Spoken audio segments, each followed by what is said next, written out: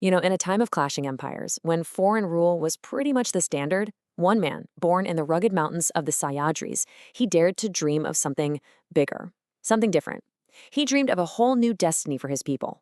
Today, we're diving into the incredible story of Chhatrapati Shivaji Maharaj, a man who wasn't just a king, but really the architect of a revolution. And right at the heart of this entire revolution was one single powerful idea: Swaraj, self-rule. Now, this wasn't just some political goal, okay? This was the flame that ignited an entire movement. It was the core reason behind every single battle, every sacrifice, and every strategic move Shivaji would make for his entire life. So, where did this visionary leader even come from? I mean, to really understand the man, we've got to go back to the beginning, to the forces that shaped his character and forged that unbreakable will of his. Born back in 1630 at Shivneri Fort, Shivaji had, you could say, the perfect combination of influences. His mother, Jijabai, was fiercely patriotic. She's the one who instilled in him these deep-rooted values of dharma, righteous duty, and the dream of an independent homeland. Then you have his guardian, Dadaji Kondadev, who gave him all the practical skills, training in warfare, administration, statesmanship.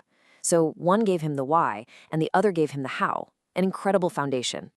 So with this foundation of vision and skill, it really wasn't long before Shivaji put his ideals into action. And he started young, I mean really young, with an act so audacious it would become the first roar of a rebellion that would literally shake empires. Get this, at just 16 years old. With a loyal band of his friends, the Mavallas, Shivaji seized, torn a fort from the super-powerful Bijapur Sultanate, one of the major powers in the region. This was so much more than just a military win. It was a public declaration. The young lion had roared. And for the next decade, he just kept going, capturing one strategic fort after another, laying the physical foundation for his dream of Swaraj. So, you might be wondering, how did a small, rising force take on these huge, established powers? Well, it was through his mastery of Ganimi Kava. Think of it as like the 17th century version of modern special ops. It's guerrilla warfare, and it was perfectly adapted to the mountains of his homeland. He used speed, surprise, and his incredible knowledge of the land to outmaneuver these massive, slow-moving armies. It was pure strategy over brute force. Naturally, all this success didn't go unnoticed. Shivaji's rise to power quickly got the hostile attention of the two colossal empires of the time, the Bijapur Sultanate and, of course, the mighty Mughals. The stakes were about to get a whole lot higher. And the challenge he faced was just immense. The Bijapur Sultanate sent their most formidable general, Afzal Khan, with this massive army, and he was boasting he'd capture Shivaji dead or alive. It was a classic David versus Goliath situation. And yet, in what is now a legendary encounter, Shivaji's cunning and courage led to the defeat of this colossal general. It was a victory that sent a shockwave of inspiration across the entire land. His next big opponent? The Mughal Empire. So when the Mughal general Shaista Khan occupied Pune, Shivaji responded with an act of pure audacity. He leads a daring night raid right into the heart of the enemy camp, actually injures the general, and forces his retreat. This wasn't just a military strike. It was a psychological blow that rattled the Mughal court to its very core. But maybe his most legendary feat, the one that's really the stuff of movies, was his escape from the clutches of Emperor Aurangzeb himself in Agra. He was imprisoned, facing certain death, but Shivaji came up with this ingenious plan. Using a clever trick involving large baskets of sweets that were being sent out as gifts, he concealed himself and escaped. He then traveled hundreds of miles in disguise all the way back to his homeland. This event, well, it cemented his image as this invincible, almost divinely protected leader.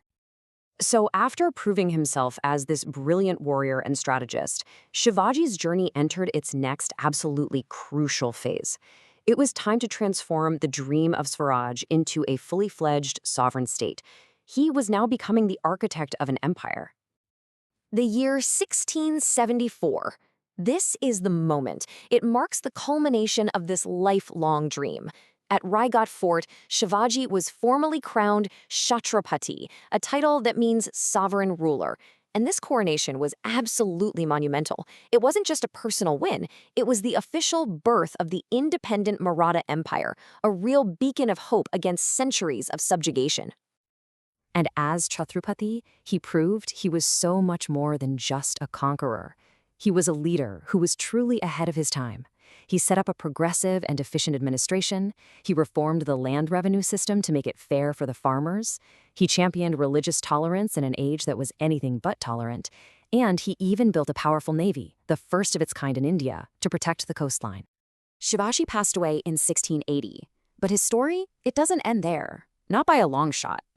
His life's work created a legacy that was forged in fire, a legacy that would not only endure, but would continue to inspire for generations and generations to come.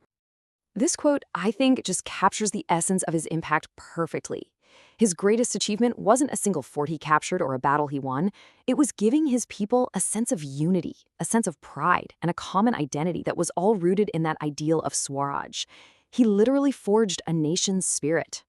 When you really boil it all down, the story of Chhatrapati Shivaji Maharaj is this powerful and timeless testament to what one single person can achieve.